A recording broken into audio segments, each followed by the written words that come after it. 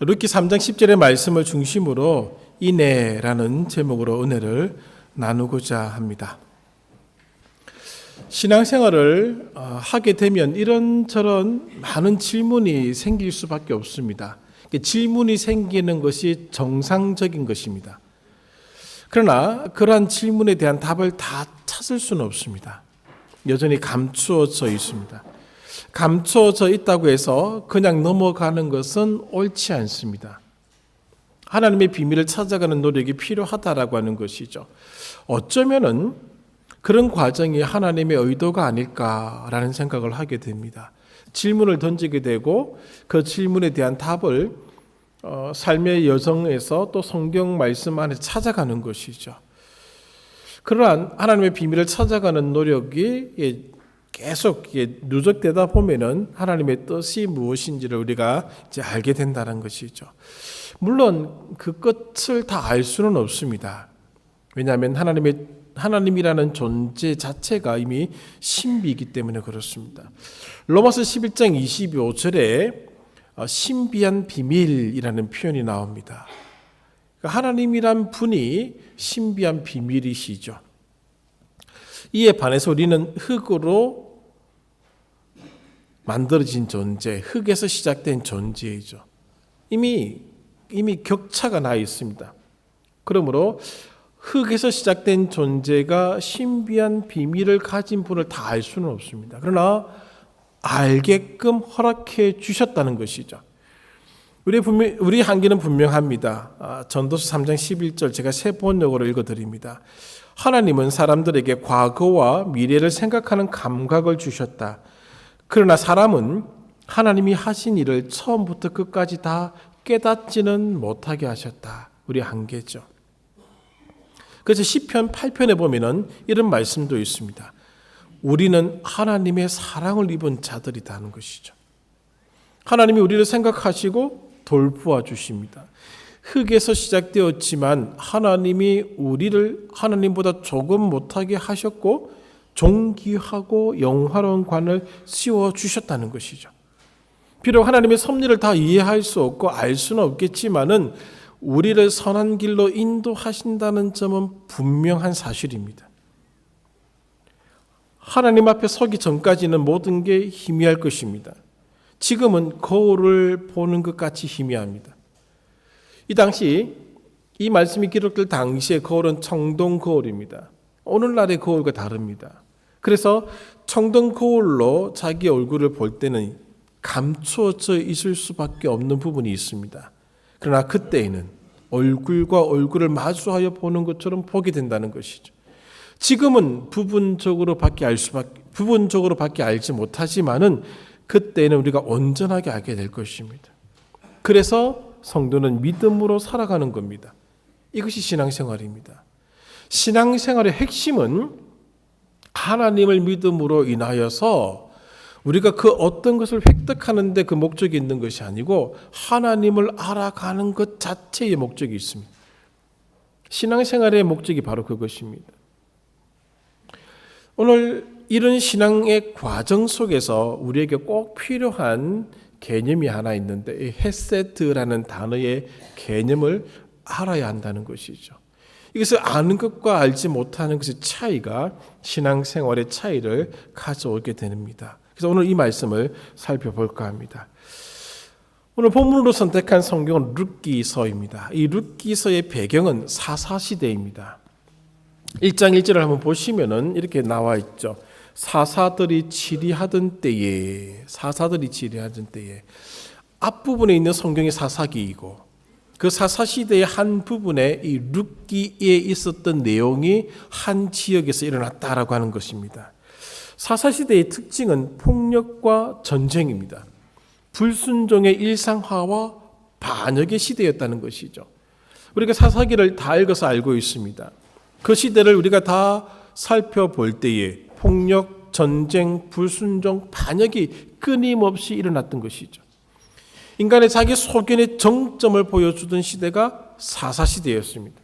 사사기 17장 6절, 18장 1절, 21장 25절에 세 번에 걸쳐서 자기 소견에 옳은 대로 행하였더라. 그 시대를 평가하고 말씀해 주고 있는 구절이 있습니다.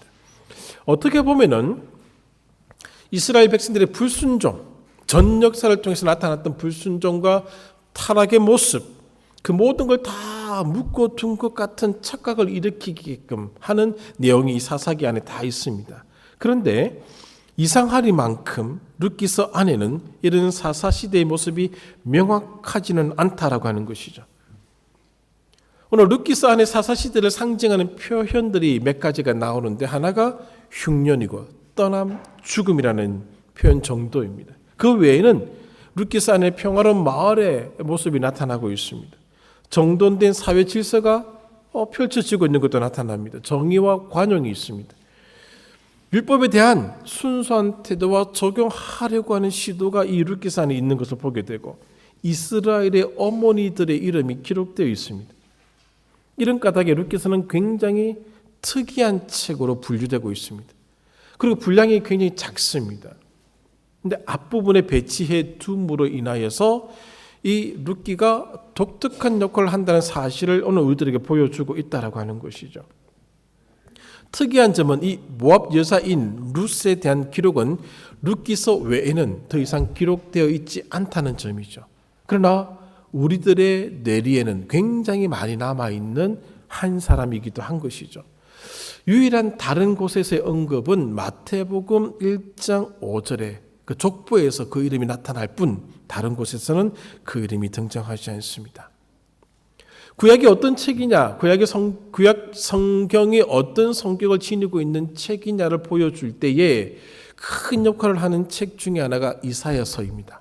그리고 또 하나가 룻기서입니다. 그만큼 구약의 복음의 성격을 드러내주는데 아주 중요한 역할을 하고 있다라고 그렇게 아시면 되겠습니다. 비록 넉장이라는 짧은 내용을 가지고 있습니다만은 더 큰 역할을 하고 있는 책이 룻기서라고 하는 것이죠. 오늘 하나님께서 이 성경을 통해서 오늘 우리들에게 보여주고자 하는 너무나 많은 신비와 보물이 이 책에 담겨져 있는 것이죠. 어느 룻기를 연구한 학자의 책을 보면은 책 두께가 이 정도 되는 책 두께를 썼습니다. 물론 이제 좀 활자를 줄이고 여백을 더 줄이고 이러면은 한 500페이지 정도 되지 않을까 싶습니다만은 그 정도의 분량으로도 룻기를 표현할 만큼 이 안에는 많은 비밀이 담겨져 있다라고 하는 것입니다. 그리고 이제는 헤세드라는 말의 의미를 살펴보아야 되는데 5가지 정도로 제가 정리를 해보았습니다. 첫 번째, 이 헤세드라는 단어는 사랑을 뜻하는 히브리어 단어 중에 하나입니다. 히브리어 단어 안에 사랑이라는 의미를 가진 단어가 제가 알고 있기로 4가지 정도가 있다는 것으로 알고 있는데 그 중에 하나가 이 헤세드입니다. 근데 이 헤세드를 한글로 혹은 영어로 번역하고자 할 때 굉장히 어려움을 많이 겪게 됩니다. 우리 성경 3장 10절에 보시면은 이 헤세드를 10절 끝부분에 내가 베푼 인애가 처음보다 나중이 더하도다. 인애라는 단어로 번역했습니다. 인애라는 한글의 의미는 어진 마음으로 남을 사랑함이라는 그런 사전적인 의미를 가지고 있습니다만은 히브리어 헤세드를 담아내기에는 부족합니다. 그래서 이 헤세드라는 단어를 가장 많이 번역하여 성경에 실을 때 어떤 단어가 가장 많이 사용되었는가 하면 자비라는 단어가 가장 많이 사용된 것으로 보여집니다. 그리고 이 단어는 시편에서는 어떻게 번역되었는가 하면 인자로 번역되었습니다. 여호와의 인자심이 더함으로, 인자심이 크심으로, 그런 식으로 인자라는 단어로 번역되었고 인자하심으로 번역되기도 했습니다. 그리고 또 친절, 사랑, 열심, 사람들 사이에서는 자비, 긍휼 그런 식으로 번역이 되었고 사람이 하나님을 향하여 이 단어를 쓸 때는 경건, 경애, 신앙심 혹은 충성이라는 단어로 번역을 하였습니다. 그리고 하나님께서 사람을 향하여 이 단어를 쓰실 때는 은혜, 호의, 자비라는 단어로 번역을 하면서 썼다는 것이죠. 이 모든 걸 다 품을 수 있는 하나의 단어는 영어에도 없고 한글에도 잘 나타나지 않는 것이죠. 어떤 학자는 헤세드를 완전히 받을 만한 친절과 관대함이라고 번역하기도 했습니다. 말 자체도 참 어렵게 느껴지는데 완전히 받을 만한 친절과 관대함이라는 것이죠. 어쨌든 이 헤세드라는 단어가 이렇게 번역이 되고, 두 번째 이 헤세드의 단어 속에 담겨져 있는 의미는 사랑인데 감정을 드러내는 사랑이 아니고 행동하는 사랑이다라는 것입니다. 사랑하는 사람을 대신하여 개입하고 그를 구출합니다. 그런 의미로 표현할 수 있다는 것이죠. 룻기의 내용을 머릿속에 한번 잘 떠올려 보시면서 이 단어를 상상해 보시기 바랍니다. 사랑하는 사람을 대신하여 개입하고 그를 구출하였습니다. 보아스의 모습에서도 이것이 드러나고 있고, 룻이 나오미를 향하여서도 이 모습이 드러나고 있는 것을 보게 되는 것이죠. 그래서 사랑하는 사람을 대신하여 개입하고 그를 구출하는 그런 사랑이 헤세드라고 표현되고 있는 것이죠. 낭만적인 사랑을 표현할 때는 이 단어를 쓰지 않습니다. 충성스럽고 충실하고 신뢰할 수 있는 사랑을 표현할 때 이 단어를 썼다라고 하는 것이죠. 행동으로 표현된 사랑이 헤세드라고 하는 것입니다. 세 번째는 이 헤세드라는 단어는 하나님께서 우리를 향하여 갖고 계신 변함없는 사랑을 표현할 때 이 단어를 썼습니다. 오늘 하나님이 우리를 사랑하실 때 우리가 하나님께 반응해야 됩니다. 의무의 요구 사항이 있습니다. 누가복음 15장 11절 이하 탕자의 비유를 한번 떠올려 보시기 바랍니다. 아버지와 아들의 관계 속에서 아버지가 아들에게 해야 될 의무 사항이 있고 아들이 아버지에게 해야 될 의무 사항이 있습니다. 그런데 그 아들이 지켜야 될 의무 사항을 아들은 저버렸습니다. 그러나 아버지는 끝까지 아들을 사랑하고 있습니다. 사랑을 표현하고 있습니다. 그것을 헤세드라고 표현하는 것입니다. 의무의 요구사항을 넘어서서 나타나는 사랑, 그것을 헤세드라고 하는 것이죠. 그것이 바로 오늘 우리를 향한 하나님이 가지고 계신 사랑의 모습이라는 겁니다. 우리가 하나님께 반응해야 될 의무적인 요소가 있습니다. 의무가 있다는 것이죠. 마땅히 해야 될 것들이 있는데도 불구하고 우리가 그것을 하지 못할 때에도 하나님의 사랑은 변함이 없다는 겁니다. 변개치 않는다는 것이죠. 우리는 변질되고 변개할 수 있지만은 하나님이 우리를 향하여 가지고 있는 사랑은 헤세드이기 때문에 변하지 않는다는 겁니다.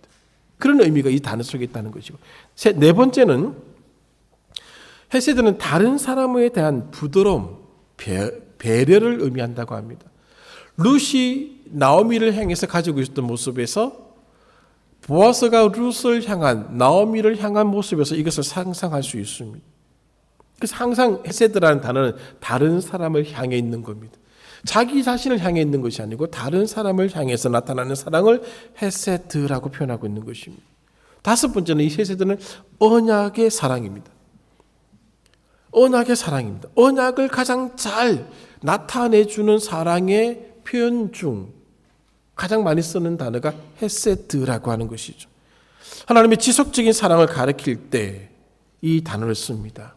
언약은 성경 전반을 이해하는데 굉장히 중요한 개념입니다. 언약 안에는 무조건적 성격과 조건적인 성격이 있습니다. 그 무조건적 성격을 드러내주는 한 측면이 헤세드라는 단어 속에 나타나고 있다는 것이죠. 우리가 하나님 앞에 의무적으로 드러내야 될 요소가 상실되었다 할지라도 하나님은 우리를 향하여 무조건적 사랑을 보여주시는 하나님이십니다.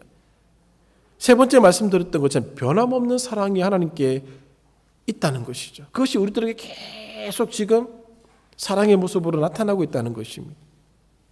탕자가 아버지의 사랑을 저버리고 도망을 갔습니다. 거절한 거죠. 절교를 선하는 것이죠. 그러나 하나님의 그 언약적 사랑은 무조건적 성격이 있기 때문에 그 아들을 향해 끝까지 그 사랑을 표현하고 있는 것입니다. 우리가 직면한 삶의 정황이 무엇이든지 간에 우리는 하나님의 헤세드에 의지할 수 있게 되는 것입니다. 우리가 직면한 삶의 정황을 뛰어넘는 사랑이 헤세드라고 하는 것입니다. 왜냐하면 하나님의 사랑은 변하지 않기 때문에 그렇습니다. 이사야서 54장 10절입니다. 한글 개정으로 읽어드립니다. 산들이 떠나며 언덕들은 옮겨질지라도 나의 자비는, 이게 번역이 자비로 번역되어 있습니다. 나의 헤세드는 내게서 떠나지 아니하며 나의 화평의 언약은 흔들리지 아니하리라.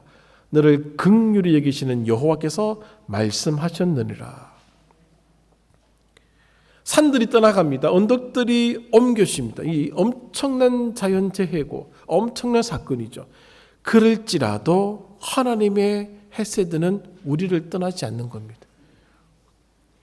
오늘 우리가 저와 여러분이 겪는 삶의 정황이 말로 표현할 수 없는 극한의 일이 있다 할지라도 하나님의 자비, 하나님의 헤세드는 우리를 떠나지 않는다는 겁니다. 이것이 헤세드라는 것입니다. 이 5가지 개념 속에서 헤세드를 가장 잘 보여주고 있는 표현이 행동하는 사랑이라고 합니다. 헤세드는 행동합니다. 룻이 시어머니 나오미를 위해서 나 어머니 사랑합니다라고 방에 처박혀서 안 나가고 그러지 않았습니다. 자신이 겪어야 될 일들이 있음에도 불구하고 그것을 뛰어넘어서 어머니를 위한 행동을 하고 있는 겁니다. 보아스가 룻과 나오미를 향해서 사랑을 보여줄 때에 그가 뛰어넘어야 될 요소들이 굉장히 많이 있었습니다. 그것을 아랑곳하지 않고 행동으로 그의 사랑을 보여주었습니다. 그것이 헤세드라는 것이죠. 룻은 자기 민족 안에서 새롭게 시작할 수 있었던 사람입니다. 새로운 남편을 맞아들여서 가정을 꾸리고 행복하게 살 수 있는 조건과 권리가 있었던 사람입니다. 그러나 룻은 알려지지 않은 길을 걸어가고자 선택합니다. 시어머니 나오미를 향한 충성 때문입니다. 어머니를 향한 행동하는 사랑을 그는 결코 버릴 수가 없었습니다. 그러나 그녀가 가야 할 길은 결코 쉽지 않았습니다. 왜냐하면 그녀는 과부였습니다. 그리고 이스라엘과는 적대적 관계에 있던 이방 여인이었습니다. 그럼에도 룻은 나오미에 대한 사랑의 행동을 멈출 마음이 없었습니다. 어머니에 대한 사랑을 포기할 수가 없었던 것이죠. 그러므로 헤세드는 우리가 무엇을 생각하든지 간에 그것을 뛰어넘는 사랑이라는 점을 잊지 마시기를 바랍니다. 그것을 뛰어넘는 사랑의 요소들을 룻기서 안에서 찾아서 5가지로 정리해 보았습니다. 첫 번째는 이 룻기는 사사시대를 배경으로 한다고 말씀을 드렸습니다. 사사시대의 특징은 불순종과 심판입니다. 계속되는 불순종에 대한 심판이 일상이었던 시절이 사사시대였습니다. 그런데 이 베들레헴에 흉년이 들었습니다. 베들레헴이라는 단어의 의미는 떡집입니다. 이걸 아람어로 쓰면 고깃집이 될 수 있다고 합니다. 이 발음하고 읽어나가는 뉘앙스에 따라서 떡집, 고깃집이 될 수 있는 겁니다. 그만큼 이 베들레헴 지역은 농사를 지으면 풍작이 들고 먹을 것이 많았던 동네라는 것이죠. 그 동네에 흉년이 들었다라고 하는 것은 베들레헴에 하나님의 심판이 임했다라고 하는 것이죠. 흉년이 들자 엘리멜렉과 나오미 이 부부입니다. 이 두 사람이 어떤 결정을 내리는지 1장 1절부터 5절에 나왔죠. 자기 소견에 옳은 대로 행동하게 됩니다. 약속의 땅을 과감하게 벗어나 버립니다. 먹고 살기 위해서 모압 땅으로 가버렸습니다. 불순종입니다. 그럼 심판이 와야 됩니다. 그리고 끝나버려야 됩니다. 그런데 이 불순종의 사람과 불순종의 땅에 하나님의 헤세드가 임하더라는 것이죠. 즉 헤세드는 하나님의 행동하는 사랑은 사사시대를 뛰어넘는 모습으로 등장하고 있더라는 것입니다. 두 번째는 원인과 결과라는 기준도 넘어섰습니다. 엘리멜렉과 나오미가 모압 땅으로 갔습니다. 두 아들을 데리고 갔습니다. 얼마 있지 않다가 나오미의 남편이던 엘리멜렉이 죽습니다. 두 아들이 결혼했습니다. 그러나 후손을 보지 못하고 두 아들마저도 죽습니다. 이제 나오미는 더 이상 그 외국 땅에서 살아갈 의미와 소망을 발견할 수가 없었습니다. 다시 베들레헴으로 돌아오고자 결정을 내리게 됩니다. 그러나 모든 것이 끝났습니다. 나오미에게서는 나오미가 던졌던 원인 때문에 이런 결과를 얻었다라고 하는 사실을 그녀는 알고 있었습니다. 1장 13절을 보시면 이렇게 그가 표현하고 있는 장면을 보게 됩니다. 13절 네 번째 줄 여호와의 손이 나를 치셨으므로 여호와의 손이 나를 치셨으므로 자기가 자기 소견에 옳은 대로 선택한 것에 대해서 여호와께서 치셨다는 것이죠. 원인을 알고 있고 결과를 알고 있습니다. 1장 20절입니다. 하반절. 이는 전능자가 나를 심히 괴롭게 하셨음이니라. 오늘 지금 자기가 겪고 있는 이 결과, 삶의 결과가 어디에서 시작되었는지를 알고 있습니다. 사사시대의 분위기는 이것으로 끝나야 됩니다. 그러나 룻기 안에서는 이것을 뛰어넘는 하나님의 헤세드가 지금 진행되고 있는 것을 보여주고 있다고 하는 것이죠. 그를 치셨던 전능자의 손길에서 헤세드가 다시 시작되지 않으면은 나오미는 다시 살아날 수가 없습니다. 모든 것이 끝난 그 가정에, 나오미의 가정에 하나님의 헤세드가 준비되고 시작되고 있다는 것을 보여주고 있다는 것이죠. 인생의 원인과 결과를 뛰어넘는 하나님의 행동하는 사랑이 지금 나타나고 있는 것이죠. 세 번째는 정체성을 뛰어넘었습니다. 1장 20절을 보십시오. 나오미가 그들에게 이르되 나를 나오미라 부르지 말라. 나오미의 말뜻은 기쁨, 희락입니다. 나오미의 정체성이 기쁨이고 희락이죠. 무엇이라고 부르라고요? 나를 마라라 부르라. 마라 앞에 이자가 있죠? 각주를 보십시오. 괴로움. 자기가 자기 소견에 옳은 대로 행동한 원인이 그녀에게 무엇을 가지고 왔는가? 괴로움을 가지고 왔습니다. 정체성을 바꾸는 일이 생겼다는 것이죠. 자기는 이제 마라입니다. 쓰다입니다. 인생의 쓴맛을 보았습니다. 아무것도 없기 때문에 그렇습니다. 전에는 자신의 정체성이 기쁨, 희락이었는데 이제는 자기의 정체성이 마라입니다. 쓰다는. 왜냐하면 그녀의 정체성을 뒷받침해주던 모든 것이 사라졌습니다. 소망이라고는 아무것도 남아있지 않습니다. 여러분, 우리의 삶을 받쳐주고 있던 모든 것이 사라진다고 생각해 보십시오. 그것이 무엇이든지 간에 무너지고 사라진다고 생각해 보십시오. 건강, 돈, 권력, 어떤 것이든 좋습니다. 그때 무엇이라고 고백하겠습니까? 나오미는 나를 나오미라 부르지 말고 마라라 부르달라고. 나는 이미 정체성이 다 무너졌다는 것이죠. 어떤 것도 나를 일으켜 줄 수 있는 기반이 없다라고 얘기하고 있는 겁니다. 그녀를 치셨던 전능자의 손길이 헤세드가 되지 않는 한 회복될 수 없는 지경에 이른 것입니다. 그랬던 마라에게 하나님의 헤세드가 시작되고 있는 겁니다. 그녀의 정체성을 뛰어넘어 버렸습니다. 네 번째는 좌절과 절망도 넘어선다는 겁니다. 1장 21절에 내가 풍족하게 나갔더니 여호와께서 나를 비어 돌아오게 하셨느니라. 탕자의 비유도 그렇죠. 풍족하게 나갔습니다. 그러나 아버지께로 돌아올 때의 탕자의 모습은 다 사라졌습니다. 모든 것의 상실입니다. 텅 빔입니다. 더 이상 채울 게 없습니다. 자기 힘으로는. 자기 소견에 옳은 대로 행동한 결과가 텅 빔입니다. 자기 소견에 따른 인생의 결과입니다. 저와 여러분들도 우리 스스로의 소견에 따라서 지금 살아가려고 몸부림치고 있지 않습니까? 그렇게 살아가게 되면 인생의 결과는 텅 빔으로 돌아올 뿐입니다. 사사시대는 이것으로 끝나야 됩니다. 더 이상의 무엇인가가 주어지지 않아야 됩니다. 그런데 하나님은 텅 빈 나오미에게 소망을 던져주려고 하십니다.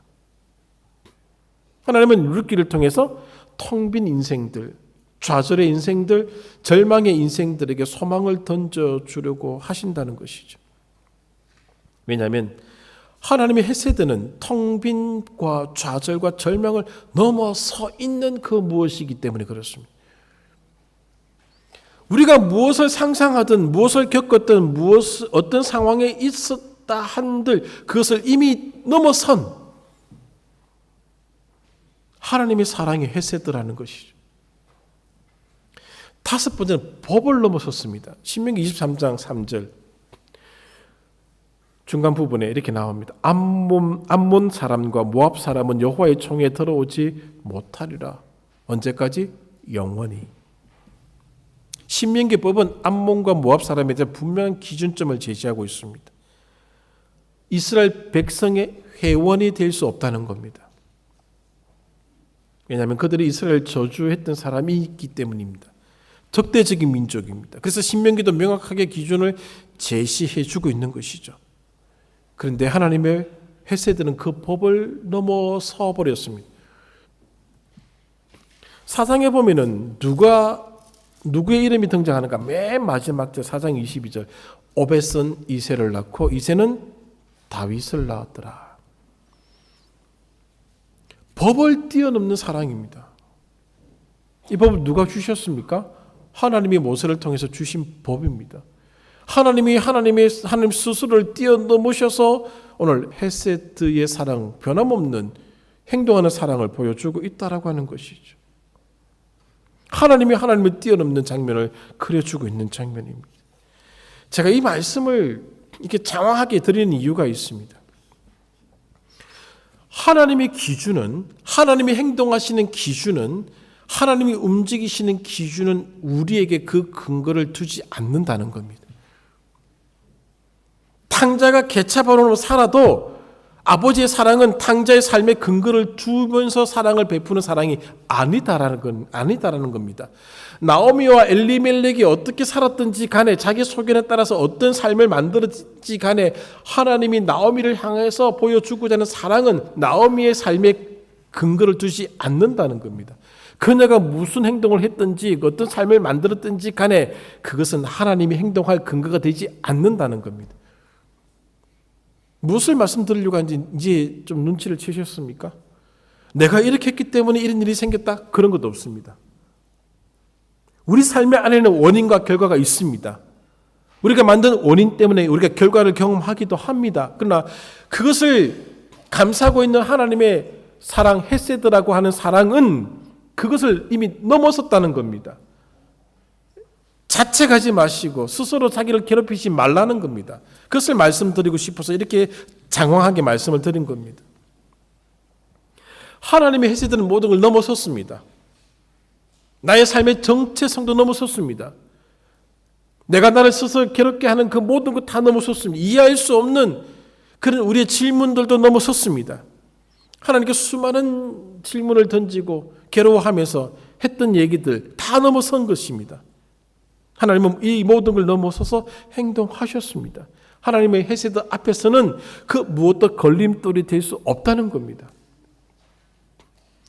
내가 만든 삶, 여러분들이 만들어 가시는 삶이 하나님이 헤세드를 보여주시는 데 있어서 걸림돌이 되지 않는다는 겁니다. 하나님이 만드신 신명기 법마저 하나님이 스스로 넘어서신 것을 보여주시지 않습니까? 우리는 신앙생활을 하면서 이런 저런 것 때문에 염려하고 고민하고 절망합니다. 저것이 원인이 되어서 이렇게 되었다는 식으로 판단합니다. 그런 요소가 있기는 합니다만은 우리를 향한 헤세드는 이것마저 넘어서 있는 겁니다. 그 안에서 신앙생활을 하시라는 겁니다. 하나님의 헤세드는 우리가 무엇을 생각하든지 간에 그 모든 원인을 넘어서서 행동하는 사랑입니다. 따라서 하나님의 은혜를 쉽게 평가하지 마십시오. 이런 일 하나 잘못했다고 해서 하나님이 계시네 안 계시네, 사랑이 어쩌고 저쩌고 그렇게 하지 마십시오. 하나님께 은혜라는 단어가 붙여져서 사용될 때는 이 모든 걸 넘어섰다는 겁니다. 우리 가치가 어느 정도의 가치인 줄 아십니까? 십자가가 그 대가로 치러진 가치입니다. 그런데 왜 작은 것 때문에 흔들리시고 왜 작은 것 때문에 괴로워하십니까? 우리를 지금 절망에 빠지게 하고 넘어뜨릴 수 있는 것은 아무것도 없습니다. 이것이 헤세드입니다. 그러므로 자신의 법과 테두리, 자신의 원인과 결과에 갇혀있지 마십시오. 흙에서 시작된 존재 안에 갇혀있지 마십시오. 그래서 끄집어내어 주시는 게 구원입니다. 그 구원을 이루기 위해서 언약의 조건을 만드신 분이십니다. 스스로 손해보신 분이십니다. 스스로 십자가에서 달려 돌아가신 분입니다. 근데 우리는 그 큰 사랑을 누리고 있으면서도 왜 자꾸 자기 속에 갇혀가지고 자기를 판단하고 자기를 작게 만들고 도망치려고 하십니까? 그것은 은혜를 주신 분께 대한 바른 태도가 아닙니다. 갈라디아서가 보여주고 있는 그리스도인의 자유는 바로 이것입니다. 그렇다고 함부로 살라고 하는 것은 아닙니다. 말씀을 정리합니다. 우리는 하나님의 헤세드를 우리식으로 재단하고 판단하려 합니다. 그건 불순한 태도입니다. 하늘의 사랑을 땅에 거하는 자들이 어찌 다 알겠습니까? 하늘에서 시작된 그 행동하는 사랑이 땅에 머물고 있는 자들을 향해서 지금 뻗쳐지고 있는데, 그것이 단지 이해되지 않는 것뿐이요, 너무 커서 느끼지 못하는 것뿐이지, 오늘 그 사랑은 지금도 계속 우리를 감싸고 있습니다. 그 사랑 안에 우리가 있다는 겁니다. 이제는 그 사랑 안에, 그 품에 머무셔야 됩니다. 두려워하지 마시고, 나 때문에 넘어지지 마시고, 내 일상에서 일어나는 일들 때문에 휘둘리지 마시고, 더 큰 것이 우리를 이렇게 품고 있다는 걸 보시기를 바랍니다. 그걸 보셔야지만이 신앙생활이 가능해지는 겁니다. 내 삶의 정황에서 일어나는 일들이 있습니다. 나오미가 겪었던, 나오미의 가정이 겪었던 이 비참한 일들마저도 하나님은 뛰어넘으셔서 일을 하셨지 않습니까? 우리에게 똑같은 은혜를 주시는 하나님이십니다. 여러분, 저에게도 하는 얘기입니다. 오늘 우리 삶에서 일어나는 일들 때문에 슬퍼하거나 노여워하거나 좌절하거나 절망하지 마십시오. 더 큰 것이 이렇게 품고 있다는 걸 보셔야 됩니다. 눈을 들어서 그걸 보셔야 됩니다. 그래야지만이 하나님을 더 깊이 알아갈 수 있게 되는 과정에 들어가게 되는 것입니다. 헤세드의 사랑이 오늘 우리를 향해 있습니다. 놀랍지 않습니까? 원하고 원하지 않고를 뛰어넘어서 이미 주어진 겁니다. 그 사랑 안에 다 머무십시오. 그 안에서 자기의 정체성을 발견하시고 또 저 문을 나가서 펼쳐지는 삶의 현장에서 열심히 살아가시기를 바랍니다. 기도하겠습니다.